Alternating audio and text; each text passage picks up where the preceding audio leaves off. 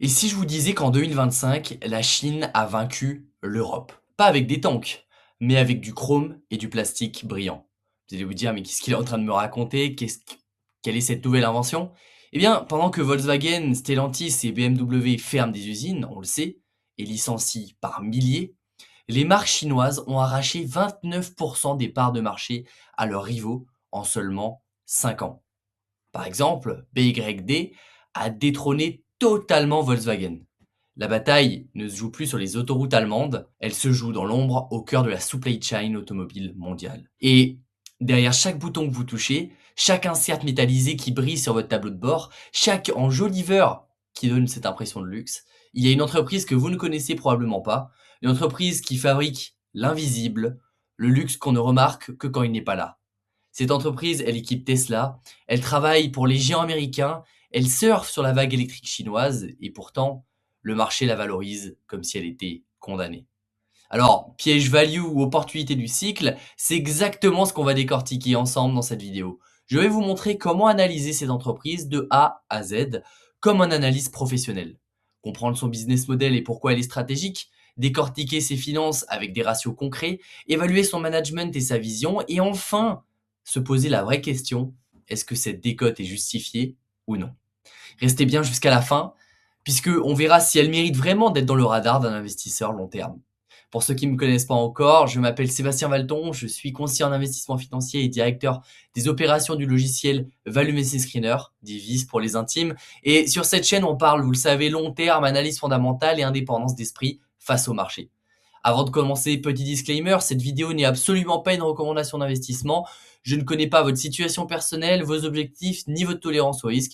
L'objectif de cette vidéo est pédagogique, éducative, vous montrer de façon simple et structurée comment analyser une entreprise de ce calibre. Maintenant, je vous propose de plonger avec moi dans les coulisses de l'invisible. Xinpoint Holdings. C'est le nom de cette entreprise un peu mystère et c'est une entreprise chinoise cotée à Hong Kong. Et pour comprendre ce qu'elle fait, parce que c'est la première étape, comprendre vraiment le business model d'une entreprise qui est primordial, il faut d'abord comprendre une chose simple. Quand vous montez dans une voiture, dans votre voiture, ce qui vous fait vous dire waouh, c'est qualitatif, ce n'est pas forcément le moteur. C'est ce que vous voyez et ce que vous touchez.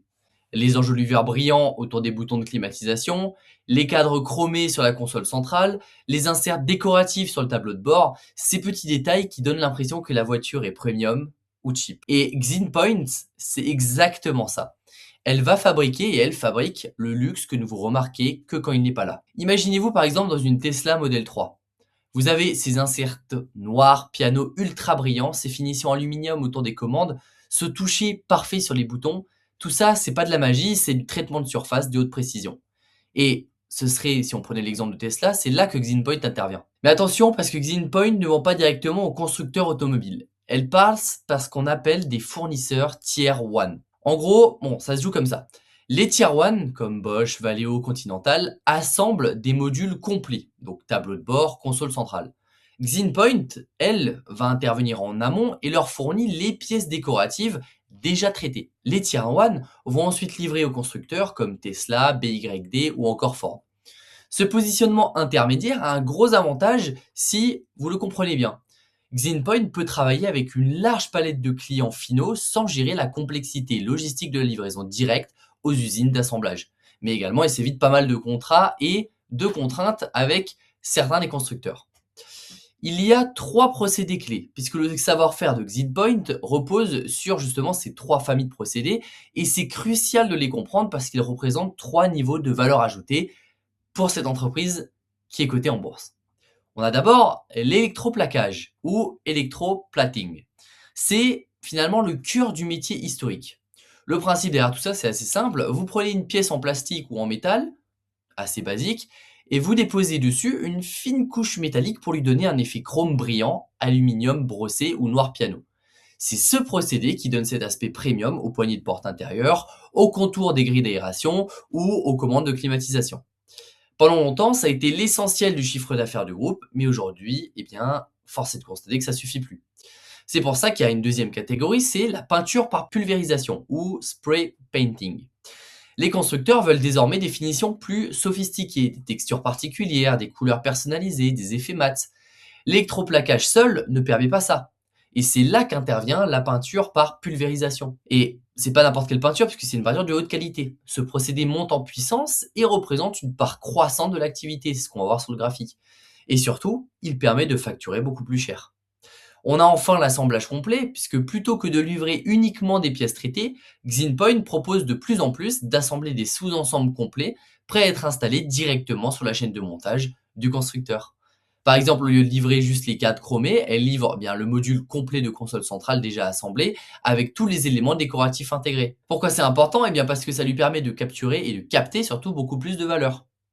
Et on le voit dans les chiffres quand on va creuser le rapport annuel. En 2024, puisque bon, il n'y a pas encore le rapport dispo de 2025, le prix de vente moyen par pièce a progressé de plus de 11%, malgré une baisse des volumes de 7%. Autrement dit, eh bien, Xinpoint vend moins d'unités, mais chacune est plus chère et intègre beaucoup plus de valeur ajoutée. C'est un pivot stratégique délibéré vers des segments plus rentables et moins exposés à la concurrence pure sur les prix. Maintenant, il faut aussi comprendre eh bien, sa diversification, est-ce qu'elle est présente géographiquement à plusieurs points. Et là, je vous affiche ce petit graphique. Qu'est-ce qu'on voit? Eh bien, historiquement, Xinpoint était concentré en Chine, mais l'entreprise elle a compris qu'elle devait se diversifier géographiquement, comme en bourse d'ailleurs, pour trois raisons. Se rapprocher de ses clients finaux, donc réduire les coûts logistiques, éviter les droits de douane dans un contexte de tension commerciale comme on le sait actuellement, et surtout diversifier les risques géopolitiques. Donc aujourd'hui, Xinpoint a des capacités de production au Mexique et en Malaisie, en plus de ses sites chinois. Donc maintenant, si on regarde un peu plus en détail la répartition géographique des ventes en 2024, on a l'Amérique du Nord qui représente 48%, donc le premier marché, la Chine 36%, l'Europe 11%, et il y a d'autres marchés 5% encore plus modestes. J'ai également fait des recherches pour le premier semestre 2025. L'Amérique du Nord est passée à quasiment 50% des ventes, donc encore 2% d'augmentation. La Chine à 34% et l'Europe à 10%. Cette évolution montre que Xinpoint s'adapte en permanence aux dynamiques régionales. L'Europe souffre avec des fermetures d'usines, la baisse de la demande. Donc Xinpoint eh bien, compense en misant sur l'Amérique du Nord et la Chine. Et donc tout ça, cette étape était primordiale à comprendre pour comprendre surtout le cœur du business model de Xinpoint. Donc maintenant qu'on comprend ce que fait exactement Xinpoint, eh bien passons aux chiffres, parce qu'une belle histoire ne suffit pas, vous le savez, il faut des fondamentaux solides et c'est là que ça devient intéressant pour analyser la qualité d'une entreprise à long terme.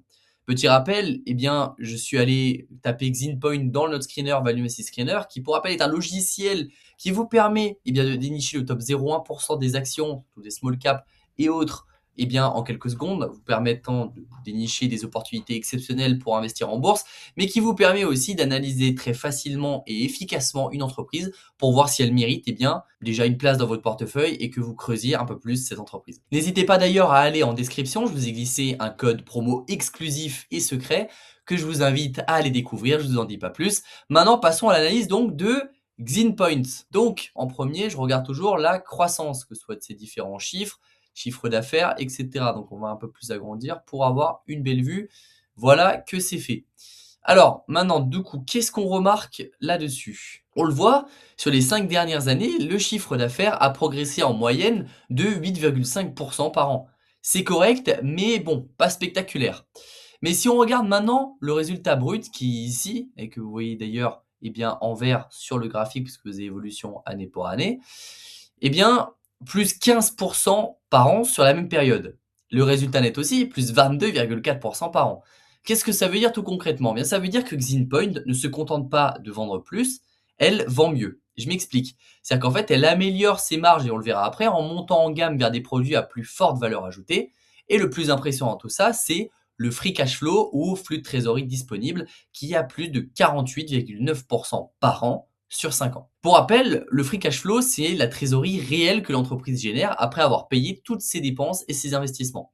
C'est finalement le cash disponible pour rémunérer les actionnaires ou alors réinvestir dans l'entreprise. Une entreprise peut afficher eh bien, de beaux bénéfices sur le papier, mais si elle ne génère pas de cash, eh bien, elle ne peut ni investir, ni verser de dividendes, ni traverser sereinement des périodes difficiles. C'est pour ça que j'aime beaucoup voir ce genre de choses dans une entreprise. Exinpoint est vraiment eh bien, un premier de la classe en la matière, si je peux dire. Et on le voit du coup que Xinpoint génère de plus en plus de cash. Puisqu'on le voit en jaune, flux de trésorerie disponible qui était un peu en baisse d'une année à une autre, il faut aller voir dans les rapports, peut-être il y a une acquisition. Et puis ensuite, ça ne cesse d'augmenter et augmenter significativement. Eh bien, c'est un excellent signe. Par contre, ce qu'on voit aussi, c'est qu'en 2024, eh bien, ça a marqué un certain ralentissement. On le voit ici, hein, certain ralentissement du trésorerie qui est passé donc en 2023 635 millions à 570. Pareil pour les résultats et pour le chiffre très léger. La croissance, elle reste positive. Il y a toujours un peu une évolution, mais moins soutenue en raison de plusieurs choses. Et il faut quand même le comprendre et c'est pour ça qu'il faut faire des recherches toujours sur le secteur sur lequel vous voulez investir. Déjà, une demande européenne en berne. Il y a aussi une normalisation du marché chinois après plusieurs années fastes et des capacités de production sous-utilisées au Mexique et à Zhejiang. Toutes ces choses permettent d'expliquer en fait une baisse de la croissance, enfin un ralentissement de la croissance, mais on ne peut pas parler de baisse à proprement parler. Maintenant, si on regarde la profitabilité d'une entreprise, donc comment on fait pour évaluer la profitabilité d'une entreprise, notamment de Xinpoint. Les marges, c'est simple. Sur chaque yuan que Xinpoint encaisse, combien elle en garde après avoir payé ses coûts? Par exemple, marge brute, 32,6% en moyenne sur 5 ans, ce qui est exceptionnel. C'est-à-dire qu'en fait, sur chaque yuan de vente, Xinpoint conserve environ un tiers après avoir payé ses coûts directs de production, comme les matières premières, la main-d'œuvre et l'énergie des usines. C'est solide et c'est en progression constante sur 5 ans, grâce à la montée en gamme vers la peinture et l'assemblage notamment. Marge nette, qu'est-ce qu'elle nous dit également? 15,5% en moyenne sur 5 ans. Ça signifie que pour 100 yuan de chiffre d'affaires, Xinpoint dégage environ 15,5 yuan de bénéfices nets après avoir payé toutes les charges. Donc là, on parle impôts et intérêts. C'est très satisfaisant pour une entreprise de composants automobiles et c'est très très bon. Cependant, on observe un léger recul, on le voit, de la marge nette de 2023 jusqu'en 2024.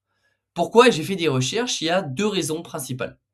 Déjà, une sous-utilisation des capacités de production. Une usine qui tourne à 65% de ses capacités doit absorber des coûts fixes sur un volume insuffisant. Deuxièmement, une pression concurrentielle de la part des acteurs chinois ultra compétitifs. Donc ces deux facteurs tendent à faire baisser légèrement les marges, à voir si ce n'est pas une situation qui va se pérenniser sur le long terme. Maintenant, je regarde aussi généralement la rentabilité du capital. Assez intéressant surtout dans ce secteur et dans ce domaine-là. Qu'est-ce que vous dit la rentabilité du capital? Eh bien, c'est un peu plus technique, mais c'est essentiel pour mesurer l'efficacité avec laquelle Xinpoint utilise l'argent confié par ses actionnaires et ses créanciers. On a d'abord le ROE. Vous commencez à connaître ce ratio. ROE pour Return on Equity. On le voit, il est de 10,3%, donc TTM, c'est-à-dire sur les 12 derniers mois, et la moyenne sur 5 ans, c'est de 14,1%. Le ROE, pour rappel, mesure la rentabilité des capitaux propres. En clair, pour chaque 100 yuan investis par les actionnaires, Xinpoint génère environ 10 à 14 yuan de bénéfices annuels. C'est correct et surtout c'est très bon, ça témoigne d'une capacité régulière à créer de la valeur, mais on voit un tassement récent lié au défi de 2024. Return on Asset, ROA, donc 7,8% en TTM sur les 12 derniers mois, et la moyenne sur 5 ans est de 10,8%. Le ROA, lui, va mesurer la rentabilité de l'ensemble des actifs, donc on appelle fonds propres et dettes. Il est logiquement inférieur au ROE car il intègre des actifs financés par la dette qui coûtent de l'argent via les intérêts. Et on le voit, il est plutôt très positif sur les dernières années. Le ROIC maintenant, Return on Invested Capital, 10,7% TTM, moyenne sur 5 ans, 13%. Le ROIC, c'est sans doute pour moi le ratio le plus pertinent parce qu'il mesure combien l'entreprise gagne sur chaque yuan de capital réellement employé dans ses opérations, donc hors trésorerie excédentaire. Et un ROIC, on le sait, supérieur à 10% est généralement considéré comme un signe de qualité. Xinpoint franchit ce seuil, ce qui traduit une allocation du capital disciplinée et une capacité à générer des rendements attractifs malgré un environnement concurrentiel. Pour comprendre un peu plus le ROIC, imaginez que vous ouvrez une boulangerie, vous investissez 100 000 euros, four local, ingrédients, etc. Si chaque année, vous générez 13 000 euros de profit net avec ces 100 000 euros investis, votre ROIC est de 13%. C'est ce que fait Xinpoint, elle transforme efficacement le capital investi en profit. Maintenant, vous le savez, l'étape primordiale quand on investit, avant d'investir sur l'entreprise, avant d'envisager d'investir, c'est évaluer la dette. Pourquoi? Parce que évaluer la dette d'une entreprise, c'est un peu comme mesurer la hauteur des vagues avant de prendre le large. Tant que la mer reste calme, tout semble maîtrisable, mais au moindre grain, ce sont les équilibres financiers qui révèlent leur vraie solidité. Qu'est-ce qu'on voit? On a d'abord le DTE, donc Debt to Equity, qui est à 1,55%. C'est très faible, c'est un niveau de levier financier extrêmement faible et nettement en dessous du seuil de vigilance habituel de 75%. Pour rappel, le debt to equity, ça met en rapport le nombre de dettes par rapport au capitaux propres. Ça veut dire ici que vous portez peu de dettes par rapport au capitaux propres, ce qui est très positif. Et c'est d'autant plus impressionnant parce que eh bien, Xinpoint, j'ai fait des recherches, a réalisé des investissements massifs ces dernières années. Déploiement de nouvelles capacités au Mexique et en Malaisie, modernisation de l'outil industriel en Chine. C'est franchement des choses qui demandent beaucoup d'investissement, mais il n'y a absolument rien d'inquiétant parce que eh bien, la dette est maîtrisée. Et il faut regarder d'autres ratios aussi pour savoir si cette dette est soutenable. On a déjà le cash flow to debt, donc qui est à 3,71 juste ici, qui est aussi exprimé en TTM. Et ça signifie finalement que les flux de trésorerie opérationnels, découlent des opérations, couvrent près de 4 fois le remboursement annuel de la dette. C'est un excellent signe de solidité. Autrement dit, même si Xinpoint devrait arrêter totalement de vendre demain, elle pourrait rembourser sa dette en quelques années grâce à ses trésoreries existantes. Deuxième point, c'est le company multiplier qui est à 1,31. Ce ratio, il mesure la valeur de l'entreprise, donc capitalisation boursière plus dette, par rapport aux capitaux propres. Un ratio de 1,31 est modeste, et ça suggère que le marché n'intègre pas une prime excessive pour la croissance future. On a également la couverture des intérêts à 397,74. Ce chiffre est astronomique et il signifie que la charge de la dette, donc les intérêts à payer, est très marginale par rapport au profit opérationnel. En clair, même une forte hausse des taux d'intérêt ne mettrait pas en péril la rentabilité de Xinpoint, donc pour l'instant est totalement solvable. Autre point, encore une fois, c'est les charges d'intérêt qui représentent 0,83% du résultat d'exploitation. C'est quasi négligeable. Donc oui, la dette pourrait paraître élevée avec tous les investissements, mais dans les faits, elle ne l'est pas. Il y a beaucoup de capitaux propres et Xinpoint génère suffisamment de cash pour la gérer confortablement. Ce n'est pas un red flag tant que l'activité reste, elle, très stable. Bon, maintenant, si vous me permettez d'enchaîner, on a vu une entreprise, ce n'est pas que des chiffres, c'est aussi des hommes et des femmes qui prennent des décisions stratégiques. Et c'est ultra important de en prendre compte, surtout avant d'investir. Et chez Xinpoint, quand on fait des recherches, surtout dans le rapport annuel, le management affiche une confiance mesurée, malgré un contexte 2025 qu'il qualifie lui-même d'exceptionnellement difficile. Et parce que là, je vais aller voir les rapports intérimaires, le marché, les résultats vont être un peu plus en baisse, mais rien d'alarmant. Déjà, on a le carnet de commandes, c'est un trésor stratégique. Fin juin 2025, donc d'après les derniers rapports, le carnet de commandes culminait à 11,2 milliards pour les commandes. C'est un niveau de record qui représente plusieurs années d'activité. Et attention, ce ne sont pas de simples intentions d'achat, ce sont des contrats signés avec des constructeurs et leurs fournisseurs Tier 1 qui entreront progressivement en production. Qu'est-ce que ça veut dire concrètement, Sébastien? Eh bien, même si les usines tournent au ralenti aujourd'hui, les volumes sont déjà sécurisés pour demain. C'est une visibilité précieuse dans un secteur aussi cyclique que l'automobile. De plus, la diversification géographique, on a déjà commencé à la voir avec le graphique, et longtemps concentré en Chine, Xinpoint s'est déployé au Mexique, en Malaisie, pour se rapprocher, comme je vous l'ai dit, de ces marchés finaux, et éviter certains droits de douane, dans un contexte de tension commerciale, limiter aussi l'exposition aux risques géopolitiques. Cette flexibilité industrielle constitue un atout très précieux. Par exemple, si les tensions commerciales entre les États-Unis et la Chine s'intensifient, Xinpoint peut basculer une partie de sa production vers son usine mexicaine pour continuer à servir le marché nord-américain sans pénalité tarifaire. Et c'est un coup de génie, finalement, stratégique de la part de l'entreprise. On a également la montée en gamme qui continue, le management mise sur un pivot stratégique, s'éloigner progressivement des procédés à faible valeur ajoutée comme l'électroplaquage pur au profit de solutions plus sophistiquées. Peinture premium, assemblage complet, intégration d'éléments lumineux. Pourquoi? Parce que ces activités offrent des prix de vente moyens supérieurs et des marges bien plus élevées. C'est un levier structurel de profitabilité, même dans un marché automobile dont les volumes progressent très peu. On le voit d'ailleurs déjà dans les chiffres, puisque comme je vous l'ai rappelé au début, le prix moyen par pièce a progressé de 11% en 2024, malgré une baisse des volumes de 7%. C'est encore une fois des décisions stratégiques du management qui sont très pertinentes, surtout dans un aspect très long terme. Alors maintenant, analysons enfin, avant d'aller passer à la valorisation, à l'avenir et les risques, parce que c'est quelque chose à prendre en compte avant d'investir. L'avenir de Xinpoint se joue en grande partie sur l'évolution du marché des véhicules électriques. Et ce terrain est à la fois prometteur et incertain selon les géographies. En Chine, il y a une dynamique très favorable. Le marché des NEW, donc c'est-à-dire New Energy Vehicles, donc des véhicules électriques et hybrides rechargeables, a franchi la barre des 40% des ventes de voitures neuves en 2024. Cette tendance d'ailleurs se poursuit en 2025, portée par BYD, NIO, Li Auto et d'autres marques locales. Et pourquoi cette opportunité pour Xinpoint? Parce que l'électrification a profondément transformé la conception des intérieurs. Libérés de certaines contraintes mécaniques, donc absence de tunnel de transmission, réduction de bruit, les designers ont les mains libres pour imaginer des habitacles plus spacieux, plus lumineux, plus raffinés, Et l'éclairage d'ambiance à LED, les finitions haut de gamme, les interfaces personnalisées sont devenus des arguments de vente clés. Et Xinpoint, avec son expertise en traitement de surface, est bien positionné pour capter cette demande. Aux États-Unis et en Europe, le tableau il est un peu plus sombre. Aux États-Unis, l'administration Trump envisage de réduire les normes d'émission et de supprimer le crédit d'impôt fédéral de 7 500 $ qui rend les véhicules électriques plus accessibles. Donc, c'était des aides surtout pour les ménages, donc plus grand pouvoir d'achat, donc pouvaient acheter et inciter des voitures. Si ces mesures sont adoptées, elles pourraient freiner brutalement l'adoption des véhicules électriques. En Europe, la situation n'est guère plus encourageante. La fin de certaines subventions nationales combinée à une demande automobile en berne se traduit déjà par des fermetures d'usines et des plans sociaux chez plusieurs constructeurs. Les conséquences pour Xinpoint, vous avez demandé, l'adoption moins rapide des nouvelles technologies de finition, la sous-utilisation prolongée de certaines capacités de production et l'intensification de la concurrence. Quel est le risque majeur d'ailleurs pour Xinpoint? La concurrence vient en grande partie de Chine, où des acteurs comme BYD ne se contentent plus de dominer leur marché domestique, ils exportent désormais massivement et imposent des standards de prix très agressifs. Pour Xinpoint, le défi est double. Maintenir sa rentabilité face à cette pression tarifaire, continuer à investir dans l'innovation pour rester pertinent auprès des constructeurs premium. Il faut également tenir compte des taux d'utilisation des capacités. Actuellement, les taux d'utilisation des usines sont contrastés. Je vous l'ai dit, électroplaquage 80%, donc 83%, c'est un niveau correct. La peinture par pulvérisation, donc 65% au Mexique et à Zhejiang.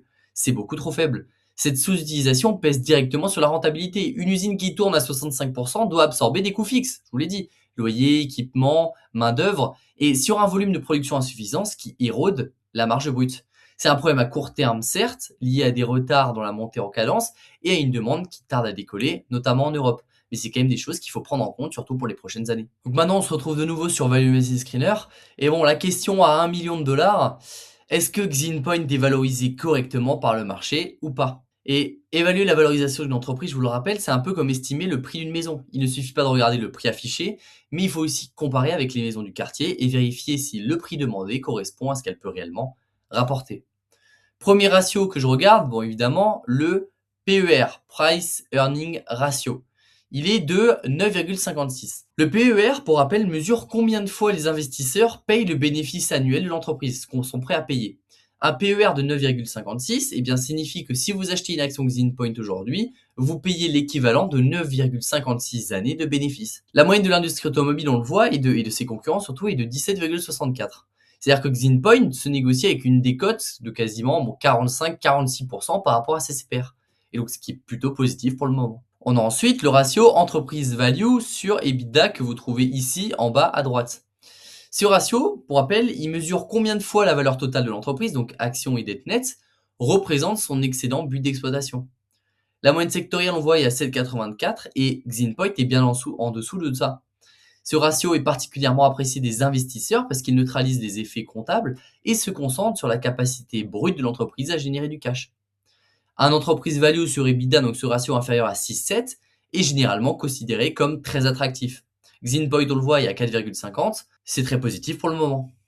Maintenant, le price to book, parce que assez important, price to book de 0,98 ici en bas à gauche. Alors, le price to book, ça signifie que l'action se négocie en dessous de sa valeur comptable, puisque le marché valorise Xinpoint à moins que la valeur de ses actifs nets. La moyenne de l'industrie, on le voit, est à 1,55 et le price to book est à 0,98. Donc pour l'instant, c'est très positif. On a également le price to sell, donc qui est à 1,48. Et lui, il dit typiquement, pour chaque yuan de chiffre d'affaires, le marché valorise Xinpoint à 1,48 yuan. C'est légèrement au-dessus de la moyenne sectorielle, vous voyez, qui est de 0,89, ce qui suggère que le marché reconnaît une certaine qualité malgré la décote globale. Quelle interprétation dans tout ça on peut faire? C'est que le marché intègre déjà beaucoup de pessimisme dans le cours de l'action, donc la décote de 46% sur le PER, suggère par exemple que les investisseurs anticipent soit une dégradation durable de la rentabilité, soit une impossibilité de normaliser les taux d'utilisation des capacités. Mais si Xinpoint parvient à remonter ses taux d'utilisation à 80%, à monter en gamme comme prévu, à convertir son carnet de commandes en revenus, alors là, la valorisation actuelle pourrait représenter une opportunité pour les investisseurs value et surtout les investisseurs comme nous le sommes à long terme. Alors on arrive en fin de vidéo et qu'est-ce qu'on peut dire? Xinpoint Holdings, opportunité ou piège à value? Bon, si on récapitule ses forces, savoir-faire technique reconnu dans le traitement de surface, un carnet de commandes record de 11,2 milliards qui sécurise plusieurs années d'activité, Une diversification géographique, Chine, Mexique, Malaisie, qui réduit les risques géopolitiques. Une montée en gamme réussie vers des produits à forte valeur ajoutée.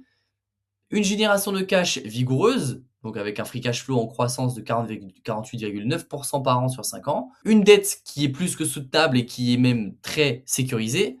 Et enfin, une valorisation plutôt attractive avec une décote de 46% sur le PER et un entreprise value sur EBITDA à seulement 4,34. Par contre, si on refait les faiblesses et les risques, une sous-utilisation des capacités de peinture, 65% qui pèsent finalement sur la rentabilité, un ralentissement en Europe, 11% des ventes en recul, une concurrence chinoise ultra agressive sur le marché des véhicules électriques, une dépendance au cycle automobile, si la demande ne repart pas, les volumes resteront faibles, des incertitudes géopolitiques, tensions US-Chine et politique européenne, et peut-être une incertitude évidemment sur la marge de sécurité. Donc, selon vous, piège à value ou alors opportunité? Opportunité pour moi, mais pas sans risque. Je vous explique, Zinpoint est une bonne entreprise avec du savoir-faire, des clients solides et du cash, mais elle traverse un moment du cycle automobile, ce que le marché anticipe déjà dans le cours. La décote pour moi n'est pas forcément une erreur, elle reflète plutôt une incertitude. Tout va se jouer, selon moi encore une fois, sur 2 points simples. Le retour à une meilleure utilisation des usines et la capacité à transformer le carnet de commandes en cash. Si ces éléments, au fur et à mesure, s'améliorent, la valorisation actuelle peut devenir attractive. Sinon, ce sera un vrai piège à valeur. Donc, à surveiller, pas à acheter les yeux fermés et surtout à faire vos propres recherches. Si cette vidéo vous a plu, n'hésitez surtout pas à liker, à vous abonner. Vous avez également en description le lien de ma newsletter où je vous offre par mois une analyse d'action comme celle-ci gratuite avec des pépites small cap ou des plus connus et surtout aussi une analyse de portefeuille gratuite de l'un de nos abonnés. Donc, n'hésitez pas à aller cliquer dans le lien en description. Et c'était Sébastien sur la chaîne Value Messi Screener. Et je vous dis à très bientôt pour continuer à parler long terme.